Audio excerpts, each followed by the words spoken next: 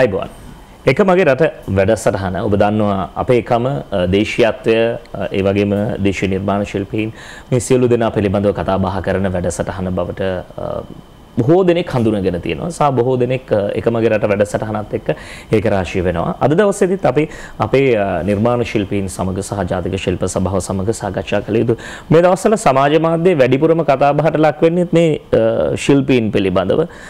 සමහරව අපහාසයට උපහාසයට ලක් කරන්නේ අපේ කර්මාන්ත අපේ රටේ නිර්මාණ ශිල්පීන් මෙවර කැබිනට් මණ්ඩලය සකස් කිරීමේදී සහ අමාත්‍යවරු දිවුරුම් දීමේදී අපේ දේශීය කර්මාන්ත වලට ප්‍රමුඛ ඉඩක් ලබා දීලා තිබෙනවා. ඉතිහාසයේ කවරදාවත් නොවූ විරු ආකාරයට ඒ ක්ෂේත්‍රයන් සම්බන්ධයෙන් අපට දියුණු කළ හැකි ක්ෂේත්‍රයන් සම්බන්ධයෙන් අමාත්‍යවරු රාජ්‍ය අමාත්‍යවරු පත් කරමින් මේ ක්ෂේත්‍රයන් හරහා ලෝකයේ දිනන්න රටේ ජනතාවගේ ජනප්‍රියතාවය එහෙම නැත්නම් මේ භාණ්ඩ වලට තිබෙන කැමැත්ත වැඩි කරගනිමින් ලෝකයේ ජයග්‍රහණය කරන්නට පුළුවන් විදිහට ඒ අමාත්‍යාංශ බෙදා දීම සිදු කරලා තියෙනවා. ඒ නිසා අපි සමහරු ඉන්නවා සමහර කණ්ඩායම් ඉන්නවා ඕනම දෙයක අසුභවාදී කොටස පමණක් හොයාගෙන යන්න උත්සාහ කරන 2%ක 3%ක පමණ පිරිසක් ඉදිද්දී අපි උත්සාහ කරන්නේ හැම දෙයකම සුභවාදී පැත්ත දකිමින් සුභවාදී විදිහට රටක ඉදිරි ගමන අනාගතේ තීරණය කරන්නට යන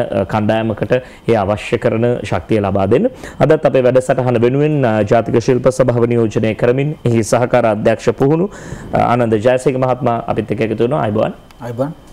එතකම මැටි ආශ්‍රිත නිර්මාණ මැටි කිව්වහම අපිට හොඳ ඉතිහාසයක් තියෙන කර්මාන්තයක්. මේ කර්මාන්තය ගැන සමාජ මාධ්‍යමේ දවස්වල ටිකක් වැඩිපුර කතා බහට ලක් වෙනවා.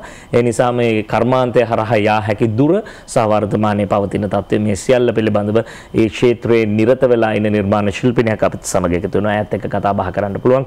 කනිෂ්කා තිලකරත්න මහත්මයා අයිබෝන්. එතකම පන් ආශ්‍රිතව මීට කලිනුත් අපි මෙවැනි නිර්මාණ පිළිබඳව කතා බහ කරා. විවිධ ප්‍රදේශවල නිර්මාණ ශිල්පීන් ශිල්පිනියන් අපිට මුණ ගැහෙනවා. අද දවසෙත් ඒ විදිහටම පන් ආශ්‍රිත නිර්මාණ සිදු කරන පුබුදු රුක්මනී මහත්මිය අපිත් එක්ක එකතු වෙනවා. අයිබෝන්. දැන් මුලින්ම මට හිතුණා ආරම්භය සනිටුහන් කරන්න ආනන්ද ජයසිංහ මහත්මයාගෙන්.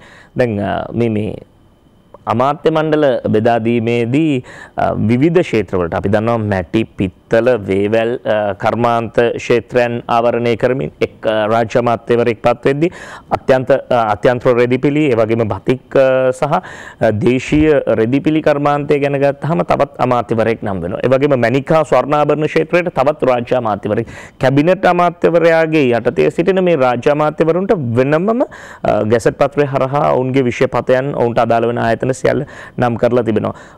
රාජ්‍ය ආයතනයේ විදිහට ජාතික ශිල්ප සභාව ඔබතුමාලා තමයි මේ අමාත්‍යවරුන් සමග ගනුදෙනු කරන්නේ. කාලයක් තිස්සේ ජාතික ශිල්ප සභාවේ වගකිව යුතු නිලධාරියෙක් විදිහට මෙවර මේ අමාත්‍ය මණ්ඩලය සකස් කිරීමේදී විවිධ ක්ෂේත්‍රවලට විශේෂකරණයට ලක් කරලා නම් කිරීම ඔබතුමා නිලධාරියෙක් විදිහට කොයි විදිහටද දකින්නේ? ඇත්තම වැදගත් ගැටලුවක් ප්‍රශ්නයක් ඔබතුමා මතු කරේ. මේ දිනවල ඔබ කලින් සඳහන් කර ආකාරයටම සමාජ මාධ්‍ය තුල වැඩියෙන්ම කතා බහට ලක් වෙන අමාත්‍යාංශය කිව්වොත් නිවැරදි අපේ අමාත්‍යාංශේ. මොකද ඒක ගොඩක් දුරට සුභවාදී පැත්තට වඩා අසුභවාදී දැක්මක් තමයි අපි දකින්නේ සමාජ මාධ්‍ය තුල. හැබැයි මේ වෙන විට ඒකේ නැවත ආපහු අනිත් සුභවාදී පැත්තකුත් දක්වන කණ්ඩායමක් අපි දකිනවා හැම වෙලාවෙම. ඒ අනුව මොකද මේවර රජයේ පත්වීමත් සමගම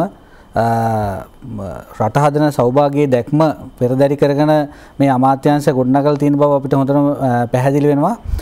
විශේෂයෙන්ම දේශීය ආර්ථිකයක් ගොඩනගන්න අතිගරු ජනාධිපතිතුමා සැලසුම් කරපු ආකාරයටම ඒ දේශීය ආර්ථිකයට අවශ්‍ය සියලුම සැලසුම් මේ අදාළ අමාත්‍යාංශ හරහා ගොනු කරලා තියෙනවා.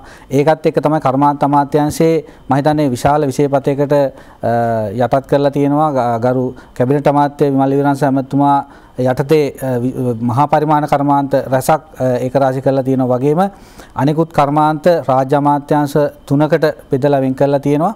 මේවෙන් ඊටාම පැහැදිලිව පේනවා රෙදිපිලි ආසිත විශේෂයෙන් ලංකාව ගත්තහම් රෙදිපිලි ආසිත කර්මාන්ත ටිකක් විශාල දියුණුවක් ලබාගෙන තියෙනවා අපනයන ශේත්‍රයක් විදිහටත්. ඒ වගේම රෙදිපිලි සඳහා වෙනම අමාත්‍යාංශයක් සැලසුම් කරලා තියෙනවා.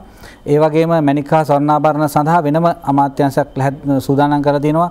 ඒකට හේතුව ලංකාවේ දේශීය ආර්ථිකය ගොඩනගන්න ලංකාවේ දේශීය සම්පත් උපයෝග කරගෙන ගොඩනගන්න පුළුවන් විශේෂ වූ ප්‍රදේශ සහිතවම තියෙන කර්මාන්ත නිසා මේවා.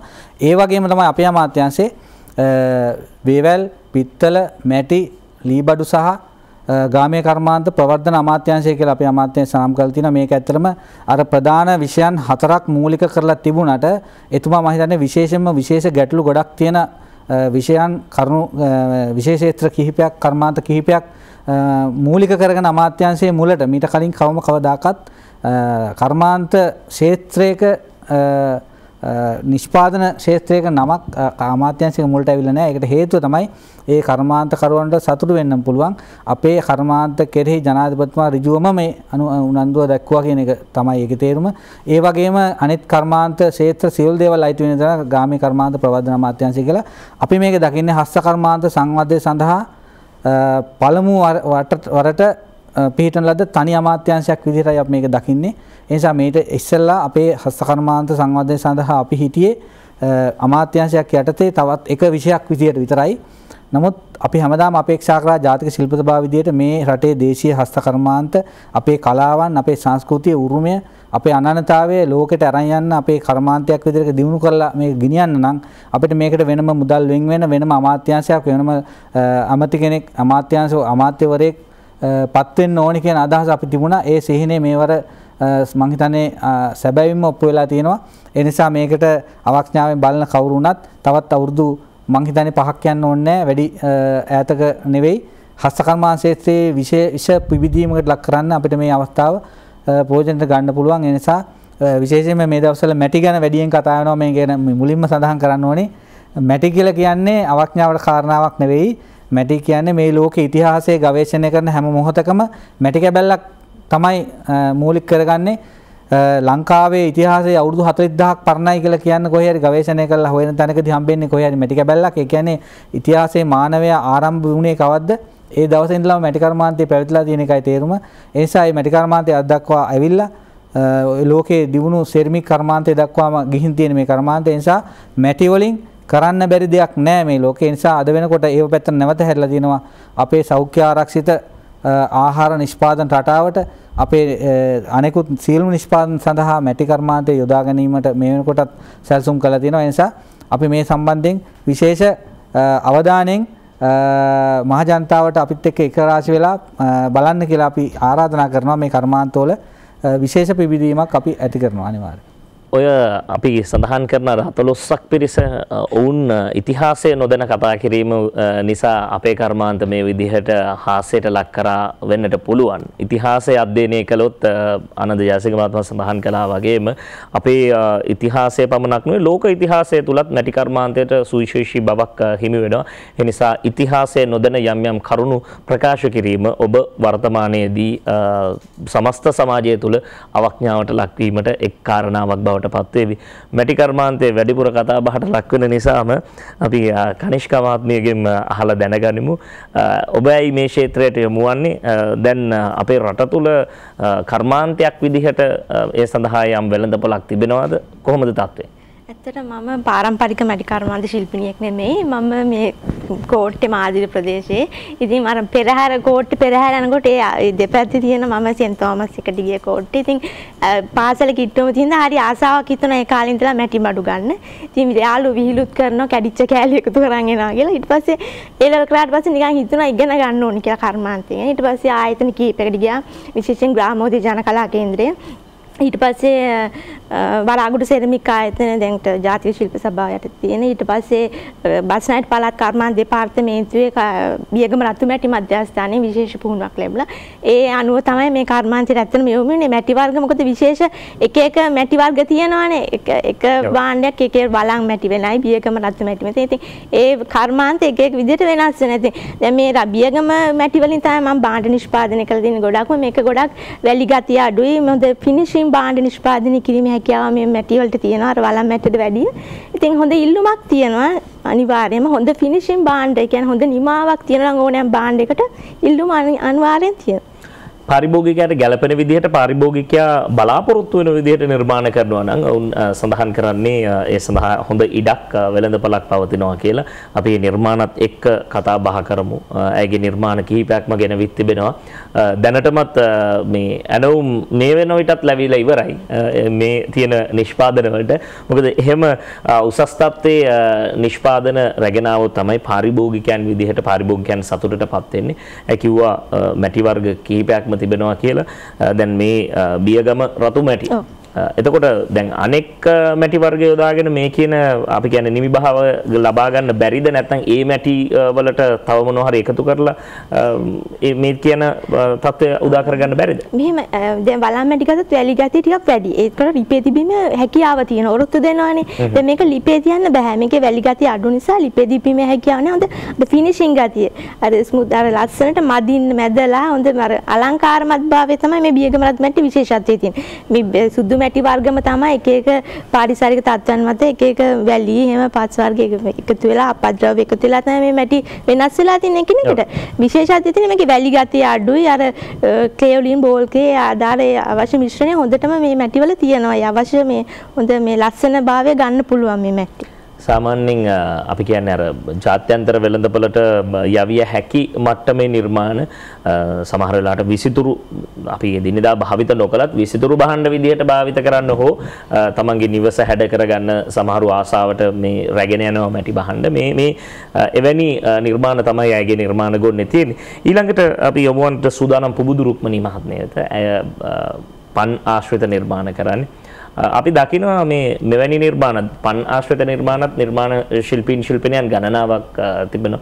කොහොමද වර්තමානයේ වන විට ඔබතුමියගේ මේ සිදු කරන නිර්මාණ වලට පවතින වෙළඳපොළ එහෙම නැත්නම් ගැටලු සහගතවද ක්‍රියාත්මක කරන්නේ? ජාතික ශිල්ප සභාවෙන් ඔබතුමිලට ලැබෙන උදව් උපකාරය කොයි වගේද?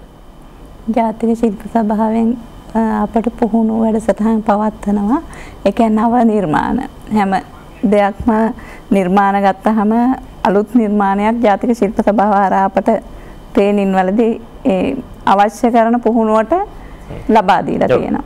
ඒ වගේ නිර්මාණ එතකොට අමුද්‍රව්‍ය සපය ගන්න අපට අපේ සහකාර අධ්‍යක්ෂකතුමා ගොඩක් උදව් කරනවා.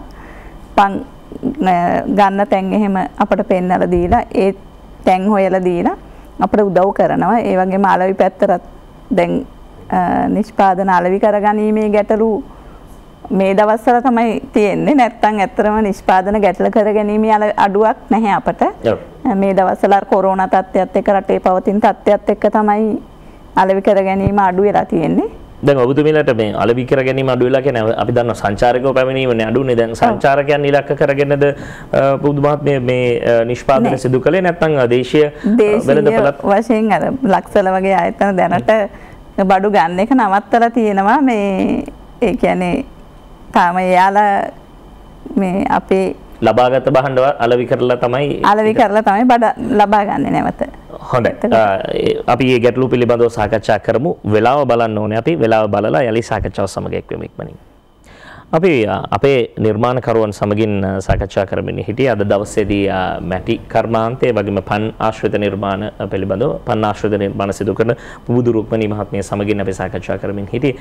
දැන් ඉන් අනතුරුව මම දකිනවා ජාතික ශිල්ප සභාව උන්ගේ මුහුණු පොත ඒ වගේම අන්තර්ජාලය මේ සියල්ල උපයෝගී කරගැනීමෙන් මේ අපේ ශිල්පීන්ට අත්වල සපයනවා වෙළඳපොළ සඳහා තියෙන අඩුපාඩු ටික සකස් කරගන්න.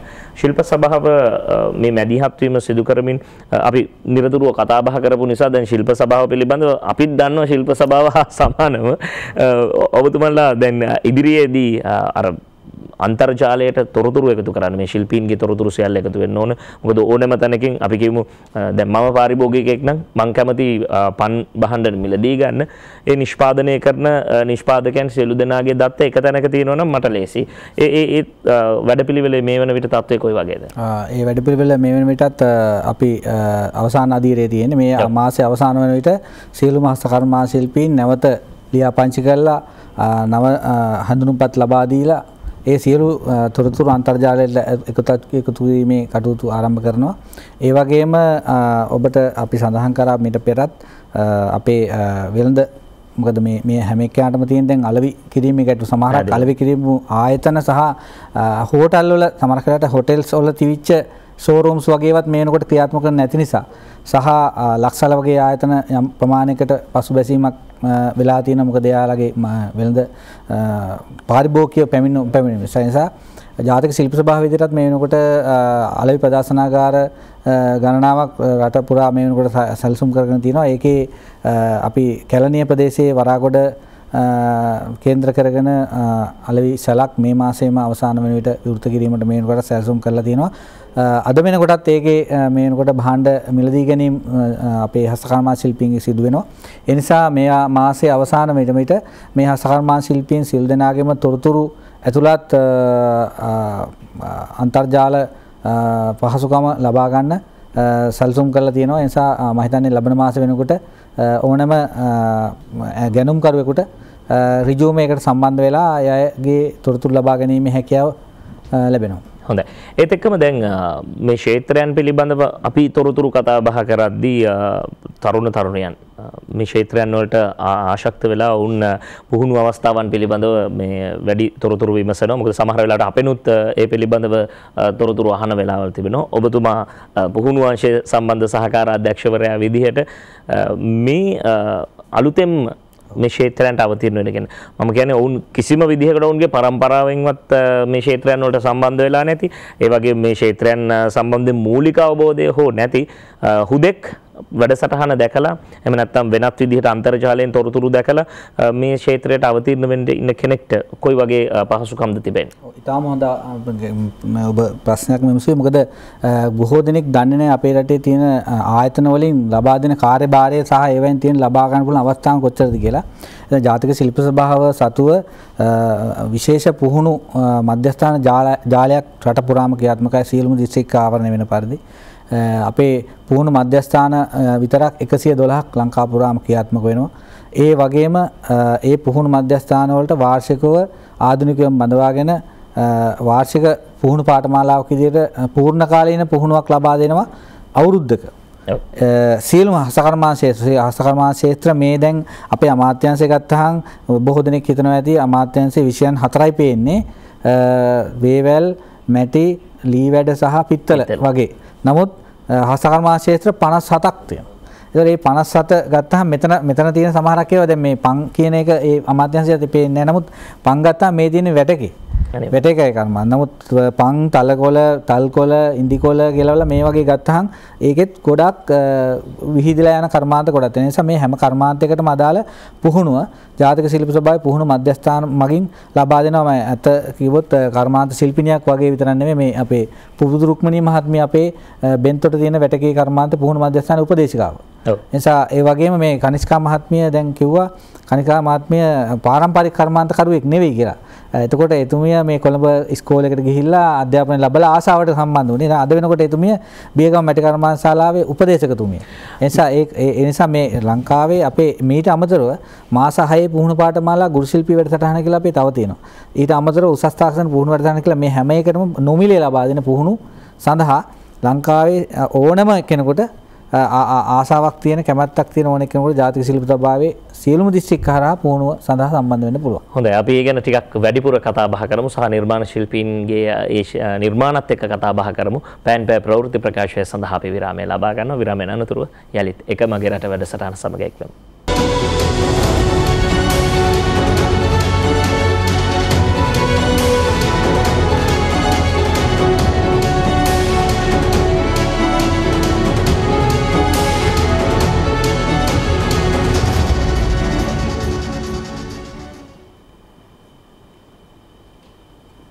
නිහඬ බව මොකද කියලා බලන්න ඇති.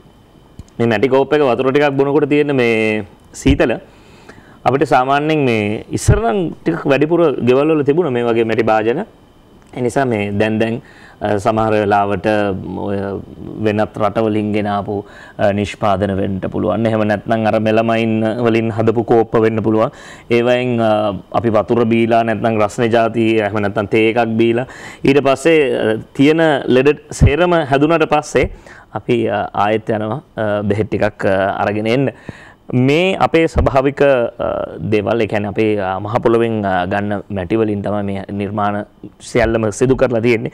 කනිෂ්ක තිලකරත්න මහත්මිය මේ අපි කැමරාව කියන්නේ මේ සජීව සම්බන්ධ වෙන්න කලින් කියපු කාරණාත් එක්ක මට හිතුණා මැටි කර්මාන්තයේ අපි සමහර වෙලාවට කතා කරන්නේ විසිතුරු භාණ්ඩ එහෙම නැත්නම් පිඟම් භාණ්ඩ ඒවා විතරයි. නමුත් ඊට එහා ගිය මේ ස්වභාවික වර්ණ රටාවන් මෙහි අපිට කතා බහ කරන්න තව බොහෝ කාරණා තියෙනවා. ඒගේ නිර්මාණ එක්කම කතා කරමු. ඒ නිසා මේ අපි පළවෙනියටම පටන් ගන්න මේ මොකද්ද මේකට කියන්නේ? ෆිල්ටර් එකද නැත්නම් වතුර පෝච්චියද? ෆිල්ටර් වෙන්නේ නැහැ. මේ ගුරු ලේත්වය ඊට වැඩි ධාරිතාවක් අල්ලන්න පුළුවන් මේ වතුර භාජනය. මේ ගුරුලේත්තුවේ. එතකොට මේ ගුරුලේත්තුවේ පාට දෙකක් තියෙනවා. මේ පාට දෙක මේ වෙන පාටද නැත්නම් මේ ස්වභාවික වර්ණමද? මට ඕනෝක තමයි ප්‍රශ්නේ. මේ තියෙන ස්වභාවික වර්ණම තමයි මේ රතු තියෙන ගුරු ගල් පාට. එතකොට මෙතන ටිකක් ලා පාටක් කියලා දෙන්නේ මේක සුදු මැටි තමයි පාවිච්චි කරලා තියෙන්නේ. මේක තව ලයිට් කරන තව ටිකක් වැඩිපුර සුදු මැටි පාවිච්චි කරලා මේක ගෑම තව ටිකක් මේ ආලෝකමත් වෙනවා. දැන් ටිකක් අර රතුත් එක්ක එකට සම්බන්ධ වෙලා ඉඳන් ටිකක් අඳුරු පෑගෙන මෙතන තියෙන ගුරු පාට. අර කබොක් කියන එක තමයි මේක ප්‍රාථමික අවස්ථාවේදී අරන් ගුරු ගල් ඒක අඹරලාගෙන ඒකේ තියෙන අපද්‍රව්‍ය අයින් කළා තමයි මේ විදිහට ගන්න. ඔක්කොම ස්වභාවික දේවල් තමයි මෙතන පාවිච්චි කරලා තියෙන්නේ. ඇඟට හිත කරයි ශරීරයට හොඳ. ඒ කියන්නේ ශරීරයට කිසිම අහිතකර බවක් නැහැ. ශරීරයට හිත කරයි. මේවා අපි කියන්නේ ස්වභාවික කූල නැත්තම් අයිස් පෙට්ටිය දාලා අර වතුර ටිකක් ෆ්‍රිජ් එකේ දාලා බොනවට වඩා ඇඟට අහිතකර භාවයකුත් නැහැ. එතකොට ස්වභාවිකයි. බොහොම මේ නැවුම් වතුර වීදුරුවක් බොන්න පුළුවන්. සාමාන්‍යයෙන් ඉතින් මැටි භාජනයක අර තියෙනනේ ස්වභාවිකම පොඩි ෆිල්ටරින් තාක්ෂණයක් ඒ පෙරහන් තාක්ෂණයක්. එතකොට තවත් මේ අපි දකිනවා භාණ්ඩ කීපයක්ම ඔබ මුලදිත් සඳහන් කළා මේවා මේ ලිපේ තියන්න බෑ. ඔව්. ඊට පස්සේ කෙනෙක්ට ප්‍රශ්නයක් එන්න පුළුවන් එහෙමනම් අපි කොහොමද මේ උණු හොද්දක් එහෙම බත් ටිකක් මේකේ දාන්න පුළුවන්ද කියලා. ඒ කියන්නේ රස්නේ දේවල් පාවිච්චි කරන්න පුළුවන්ද? ඔව් රස්නේ ඕන දෙයක් දාන්න පුළුවන්. අර එක පාට උෂ්ණත්වයක් කරොත්තු දීමේ හැකියාවක් නැත්te ලිපේ දෙනකොට අපි ලිපක් දැම්ම එක පාට ලොකු උෂ්ණත්වයක් වගේ එනවනේ එක සැරේට එක තැනකට ගොනු වෙච්ච එකක් නේ. ඒක දරා ගැනීම. ඒක හදන්න පුළුවන් වැලි වගේ මිශ්‍රණ එකතු කරලා මිශ්‍රණ බොඩි මිශ්‍රණ හදලා මේක නැවත ඒ තත්ත්වයට ගන්න පුළුවන්. බැරි නෑ මේ මැට්ට. නමුත් අර ෆිනිෂින් කරනකොට මේ වගේ ෂයින් එක එන්නේ නැහැ. එතකොට දැන් මේක මේ ඕනම උණු කෑම භාජන උණු වතුර නටන උණු වතුර දාන්න පුළුවන්. කිසිම අවුලක් නෑ මේ භාජන වලට. හරි. අපි භාජන මේ අතට අරන් මේ කියන මම අතට ගන්න ගියොත් වැටෙයි. මේවා තියෙන මේ හැඩතල පෙන්වමු. මේක මොනවද කියලා එකින් එක පැහැදිලි කරමු ඉක්මනින්ම. මේක මේ කෑම දාන්න කරි වගේ දේවල් දාන්න පුළුවන්. එතකොට අවුරුද්දට වගේ අපේ කැවිලි දාලා එහෙම දෙන්න වගේ තමයි. ගොඩක් මේ හොටෙල්ස් වලට වගේ තමයි මේවා ඉල්ලුම් කරන්නේ. කෑම පාවිච්චි කරන කෑම ජාති දාන්න තමයි ගන්න ගොඩක් ලා. අපි ගෙදරට ගත්තොත් මේ ප්‍රශ්නයක් නැහැ නේද? නෑ කිසි අවුලක් නැහැ. නෑ හොටෙල්ස් වලට තමයි වැඩිපුර අරගෙන යන්නේ ගියාම සංචාරක හෝටල් වල තමයි මේ කියන්නේ පහුගිය කාලේ මේ කර්මාන්තකරුවන්ගේ ජීවිතේ රැඳිලා තිබුණේ. අපි ඒ පිළිබඳව සඳහන් කරන්න ඕනේ. මොකද ඔවුන්වත් මේ කර්මාන්තකරුවන්ගේ නිර්මාණ මිලදී නොගත්තා නම් ඔබ බොහොම ලෙහෙසියට පහසුවට ගිහිල්ලා සුපිරි වෙළඳ සැලකින් වෙන්න පුළුවන්. එහෙම නැත්නම් ලාභයට අර රටෙන් මේ රටෙන් ආපු භාණ්ඩ කියලා ඔබ වහ ටික තමයි ගෙදරට අරන් ඒ නිසා තමයි මේ කර්මාන්තකරුවන් සංචාරක හෝටල් වලට තමන්ගේ නිර්මාණ නිෂ්පාදන අලෙවි කරන්න පෙළඹුණේ. ආයෙත් තියෙනවා මේ පුංචිම ප්‍රමාණයේ ඉඳලා ටිකක් මධ්‍යස්ථ ප්‍රමාණය දක්වාත් මේ තියෙනවා ටිකක් අපූර්ව කැටයම් මම පෙන්වන්නම්. ඔබතුමේ පැහැදිලි කරන්න. ඔව් එතනක් තියෙන්නේ ගුරු සහ මේ සුදු මැටි ආලේපනයක් තමයි මේකට එකතු කරලා තියෙන්නේ. ඒ ආලේපන දෙක අතර මේ පොඩි කැටයමක් ගිහිලා තියෙන මල් රටාවක්. මේකට මේවට කියන්නේ ඔන් ගෝප් ක්‍රමවේදයන් කියලා මැටි කර්මාන්තයේදී. ඒ කියන්නේ බාහිර ගාන ආලේපන නෙමෙයි ස්වභාවික ආලේපන. මැටි මේ භාණ්ඩය හැදුවට පස්සේ තෙත පිටීමේ කියන්නේ ඒකට කියන හම් පදම කියලා. ඒ වෙලාවේදී තමයි මේ ආලේපන අපි පාවිච්චි කරන්නේ. ඒ පාවිච්චි කළා ඒ අවස්ථාවේදීම මේ කැටයන් කරන්න ඕනේ. ඊට පස්සේ පුලුස්සලා ගන්නවා. ඒ කියන්නේ වැඩි උෂ්ණත්වයට පුච්චන්න පුළුවන් 800 750 උෂ්ණත්වයට පිච්චුවා මේ වගේ එනවා. ඊට වැඩි ගියාම ඊට වැඩි වෙන පැහැයක් ගන්නවා. ඒ කියන්නේ මේ කිසිම මේ අඩුම තරමේ මේ තියෙන පුංචි රේඛාවකවත් මේ තියෙන වර්ණ ගැලපුම් වෙන වර්ණ නෙමෙයි කෘත්‍රිම වර්ණ නෙමෙයි. නෑ ස්වභාවික පාට තමයි. ස්වභාවික මැටි වර්ග තමයි පාවිච්චි කරන්නේ. ස්වභාවික මැටි වර්ණ. ඔබතුමිය ඔහොමම ඉන්නකොට මම තව තැනකට ගමන් කරනවා හිමින් මේ ඔබේ නිර්මාණ ගැනම ඔබතුමිය පැහැදිලි කරන්න මම එතනට යන්නම්. මෙතන තියෙනවා මේ පාට එතනක් තියෙන කොළ පැහැයකුත් තියෙනවා. ඒත් එක්කම තවත් අර අපි කියු විදිහට සුදු මැටිත් පාවිච්චි කරලා තිනවා. දැන් මේ පාට ඒවත් මේ ස්වභාවික පාටවල් තමයි මේ ඔයා ගන්න පුළුවන් කලර් ටිකක් ගන්න මෙලා අධිකයි මේ පාවිච්චි කරන්න පුළුවන් ওই විදිහටම මේ සෙරමික් කර්මාන්තයේ පාවිච්චි කරන පාටවල් මේ පාවිච්චි කරන්න පුළුවන් මේ මැටි හැම මැටියෙකට. මේ හැම නිර්මාණයකම එවැනි වර්ණ යොදාගෙන තියෙනවා. සහ එකින් එක අපි පැහැදිලි කරමු. ඔබතුමීටත් පැහැදිලි කරන්න පුළුවන්. මා මේ ස්ථානයේ ඉඳිද්දී ඔබතුමීට නැත්තම් එකින් එක අරන් දෙන්නම්. එතකොට පැහැදිලි කරන්න ඔබතුමීට පුළුවන්. මේකත් ඒ වගේ කළු මේක මැංගනීස් මෙතන පාවිච්චි කරලා තියෙනවා. මෙතන අයන් වර්ගයේ මෙතන සුදු මැටි. මේ වගේ භාජනයක් අපි කෑම පාවිච්චි කරන්නත් ගන්න. ඒතකොට අර දැන් මේ දවස්වල පතොක් ගස් වර්ග ඒ හරි ජනප්‍රියයිනේ මේකට ඒ අවලට මේ පාවිච්චි කරනවා මේ භාණ්ඩ. ඒ කියන්නේ අර විසිතුරු පතොක් එහෙම නැත්නම් අර මේ ඕනමන්ටල් කැක්ටස් වලට මේ දවස්වල පාවිච්චි කරනවා. ඒතකොට අර අත හොදන්න ඒ වගේ වලටත් මේසෙට තියන ලස්සනට ඒ වගේ විදිහටත් මේක පාවිච්චි කරනවා. ඊළඟට දැන් අපි මෙතන මේ තවත් තියෙනවා භාජන කීපයක්ම මේවා මේ අපි කියන අර කුළුබඩු. ඔව්. ඒවා පමණයිද නැත්නම් ඕනම දෙයක් පුළුවන්? පහේ දාන්න ගන්නත් පුළුවන්. එතකොට මේ කෑම පොඩි පොඩි ස්වීට්ස් වර්ගෙම පැක් කරලා ඒ වගේ දෙන්න පුළුවන්. තේකොළ වලටත් මේ වගේ ඒවා පාවිච්චි කර ගන්නවා. ඒ තේකොළ ෆැක්ටරි කරන කට්ටිය. එතකොට මේක වතුර බොන්නත් ඉතින් මූඩියක් එක්ක එහෙම පාවිච්චි කරන්න පුළුවන්. ඒ කියන්නේ කාර්යාලයේ අර මේස උඩ තියන්න හොඳ මේක මූඩි නැතු පෙන් හෝල්ඩර් එකක් විදියටත් එක එක ඉතින් ඒ තමුන්ගේ අවශ්‍යතාවය මත පාවිච්චි කරන්න පුළුවන්. හරි. ඊට පස්සෙත් තියෙනවා තව මේ පුංචි මේවා නම් අපි කියන්නේ අර ඉස්සර නම් කියන්නේ මේ සෙල්ලම් බත්තු යන්න ගන්නවා වගේ මේ කියලා. හැබැයි මේ භාජන ඊට වඩා ටිකක් වෙනස් විදිහට ගැට ගහලා තියෙනවා. මේවා අපි ගන්නේ අර වෙඩින්ස් වලට කේක් දාන්න. මේක හරි ජනප්‍රියයි. ඉතින් ටිකක් වියදම් අධික වුණාට සමහරව හරි කැමති මේ ස්වභාවික දෙයක්නේ. ඉතින් මේ එක එක හැඩ වර්ග තියෙනවා. එතකොට පොඩි පොඩි මේ මිදුණු මිරිස් වර්ග ඒ වගේ ඔය තෑගි දෙන්න එහෙමත් පැක් කරලා දෙන්නත් මේ වගේ ඒවා ගන්නවා.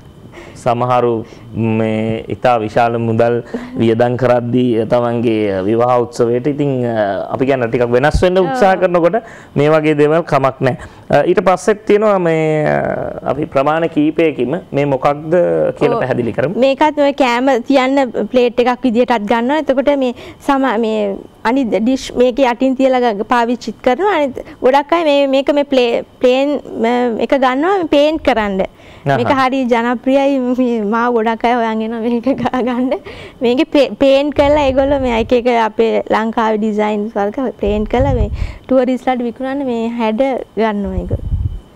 ඔන්න ඔබට උනත් මිලදී ගන්න පුළුවන් විදිහට. ඒ කියන්නේ ඔබේ නිර්මාණය ඔබ සිත්තරෙක් එහෙම නැත්නම් සිතුවම් කරන කෙනෙක් නම් ඇය ගාව මේ විදිහට කිසිම මේ කැටයමක් එහෙම නැත්නම් ඇගේ සිතුවමක් නැතුව සම්පූර්ණයෙන්ම මේ මැටි වර්ණය ඒ තියෙන ගුරු පාටත් එක්කම ලබා ගන්න පුළුවන්. දැන් කෙනෙක්ට හිතුනොත් මේ වර්ණය නෙමෙයි මේ මැටි වර්ණය නෙවෙයි මට උන අර සුදු මැට්ටේ පාටට මේ ප්ලේට්ස් ටිකක් හදලා ගන්න. එහෙමත් පුළුවන්. ඔව් පුළුවන්.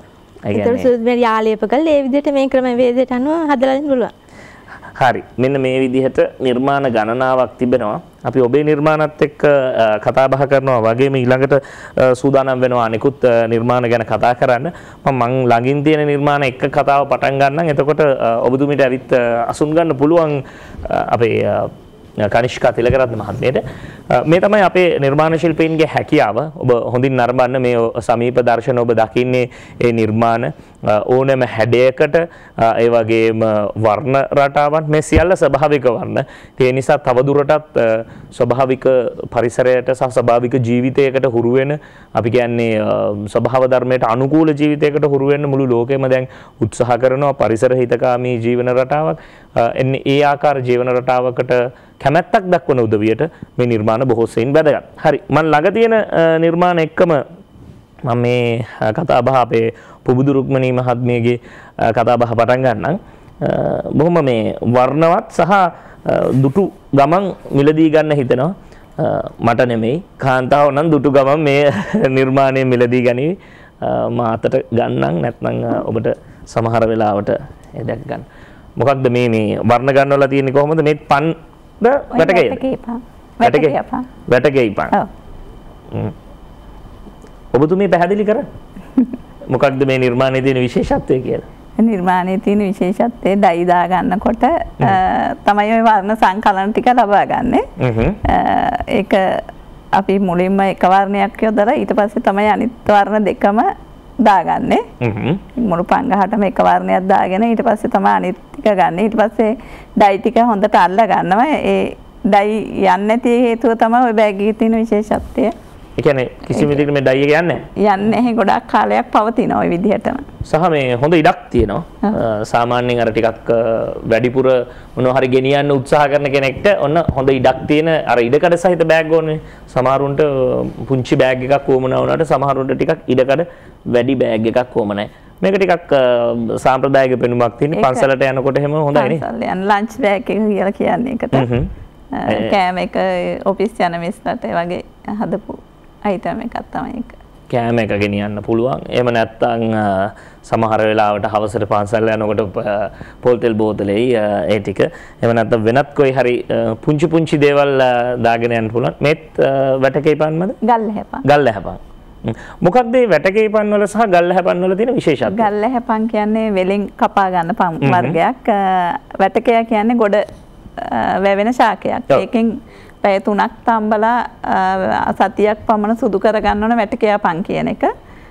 ගල්ලැහැපන් කියන එක අවුවේ වේලලා ලබා ගන්න වෙලෙන් ලබා ගන්න දෙයක්.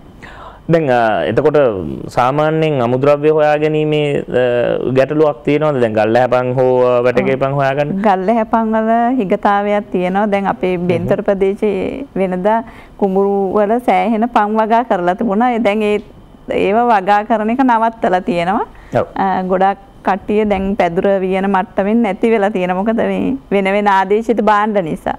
ඒ ආදේශිත භාණ්ඩ ගෙන්නීම අතිගරු ජනාධිපතිතුමා නැවැත්වීම ඇත්තට මම හිතන්නේ අපි වගේ ශිල්පීන් හරියට සතුටු වෙන කාරණාවක් තමයි ඒක. පළවෙනියෙන්ම මේ අපිට පන් දැන් වඳ වීගෙන යන තර්ජනයක් තියෙනවා. පොළොන්නරුවෙන් තමයි මේ පන් ගෙන්න ගන්නේ. පොළොන්නරුවෙන්. ඉතින් ඒ වගේ අපේ සහකාර අධ්‍යක්ෂකතුමා තමයි අපිට සම්බන්ධ කරලා දීලා ඒව ලබා ගන්න අපිට උදව් කරනවා. දැනට පන් වවන මට්ටමකට දියුණු කරනවා නම් හොඳයි කියලා තමයි මම කියන්නේ. මේ මොකද ඒකත් ගැටලුවක් ඇත්තටම. ඔව් ඒ කියන්නේ අමුද්‍රව්‍ය නැත්නම් අපිට දැන් අපි ආදේශක නිෂ්පාදන බිහි කරද්දී අමුද්‍රව්‍ය අනිවාර්යයෙන්ම තියෙන්න ඕනේ. නැත්නම් අපි කියන ඕන්න පිටරටින් ගෙනේවා ටිකක් තහනම් කරා මෙහෙ කොයිද අපිට හොයාගන්නත් නැහැ.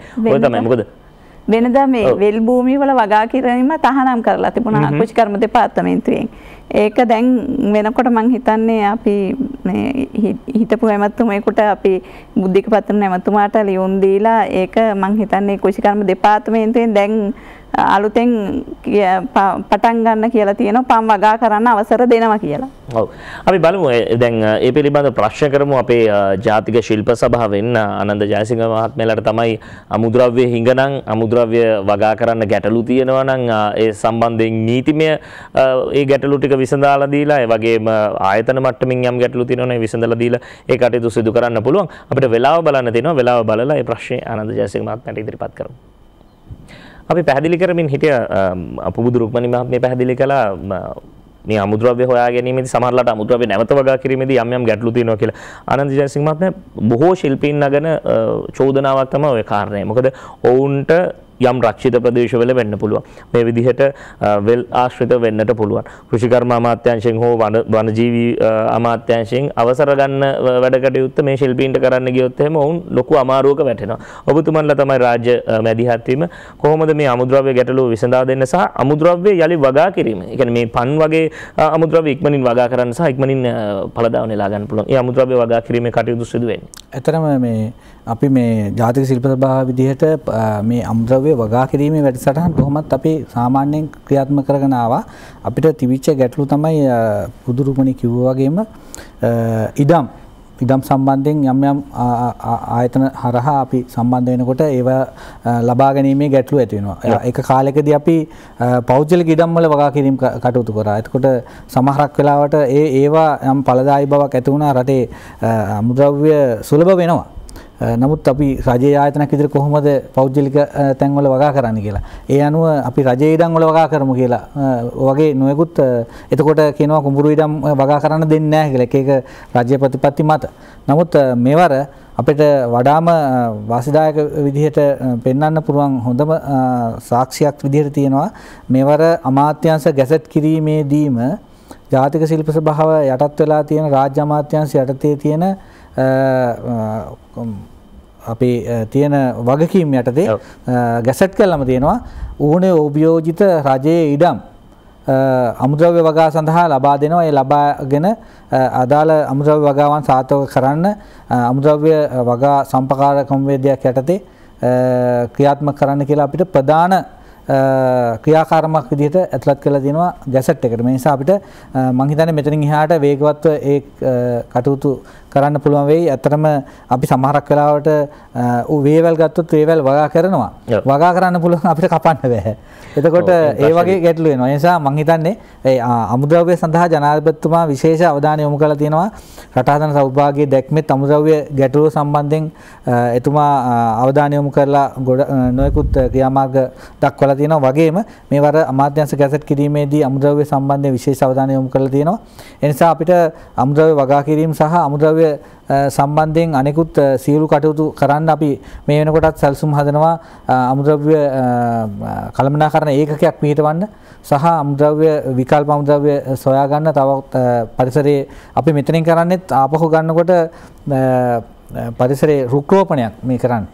රුක්‍රෝපණයක් අපි නැවත ගන්නවා නැවත වගා කරනවා. ඒ වගේම ඒ නිසා මේ මම හිතන්නේ දෙපැත්තටම වාසිදායක වෙන්න පුළුවන් විදිහේ අපි ඒ වගේම විතරක් නෙවෙයි දැන් අපි පිටරටින් ආනයනය කරන සමහරක් වෙලාවට වේවැල් වගේ දේවල්. ඒ නිසා අපේ රටේ දැනටත් වේවැල් වගා කරන්න අපිට භූමිය ඉදිරියේදී ලබා ගන්නකොට මේ වෙන විට වගා කරපු වේවැල් බහුලව තියෙන ප්‍රදේශ තියෙනවා. ඒ නිසා අපි ඉස්සරහට මේ තාක්ෂණය එකතු කිරීම හරහා අර පිටරටින් ගේන වේවැල් වගේම වේවැල් අපේ රටේ නිෂ්පාදනය කරන වේවැල් මේ අමුද්‍රව්‍ය සැකසුම් තාක්ෂණය ගෙනහල්ලා ඒ යන්ත්‍ර සූත්‍ර මගින් මෙහෙම මේ වෙලාව ඒ ආකාරයට සකස් කර ගැනීම සඳහාත් එනකොට සැලසුම් සාධනවා. ඔව් මොකද බොහෝ විට ශිල්පීන් ආනන්ද මහත්මයා සඳහන් කරන කාරණේ තමයි දැන් පසුගිය සතියේ උණබට ආශ්‍රිත නිර්මාණ ශිල්පියෙක් ආව. උන් සඳහන් කළේ උණබටේ කපලා පැය 24ක් ඇතුළත අපිට වියල ගන්න පුළුවන් නම් මීට වඩා ප්‍රමිතියෙන් යුතු නිර්මාණ අපිට බිහි කරන්න පුළුවන් කියලා.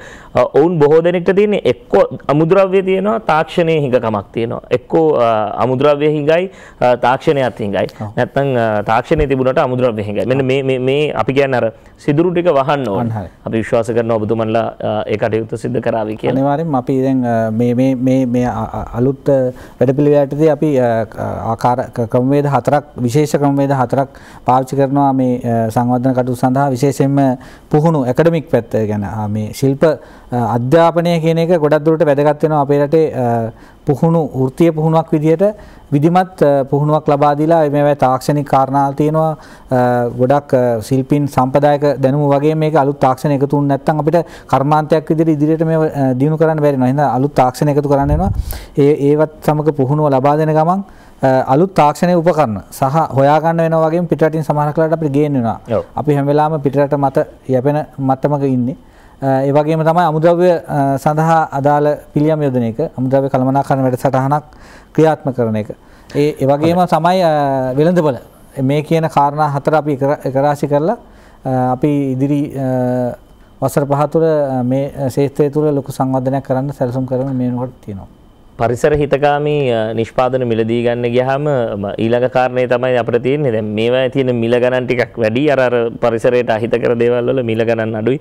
ඔබතුමන්ලා ප්‍රතිපත්ති සම්පාදනය සහ ප්‍රතිපත්ති ක්‍රියාත්මක කිරීමේදී ඔබතුමන්ලට වගකීමක් තියෙනවා. ඒවා මිල ගණන් වැඩි වෙන ආකාරයට ඒ ආයතන සමග සම්බන්ධ වෙලා එහෙම නැත්නම් අමාත්‍යවරු සමග සම්බන්ධ වෙලා කටයුතු කරන්න. මේ පණිවිඩෙත් කියන ගමන් මම කැමති යලිත වතාවක් කනිෂ්කා තිලකරත්න මහත්මියට යොමු කරන්න. දැන් ඔබ සාම්ප්‍රදායික මේ මැටි ආශ්‍රිත නිර්මාණ ශිල්පී නෙවෙයි.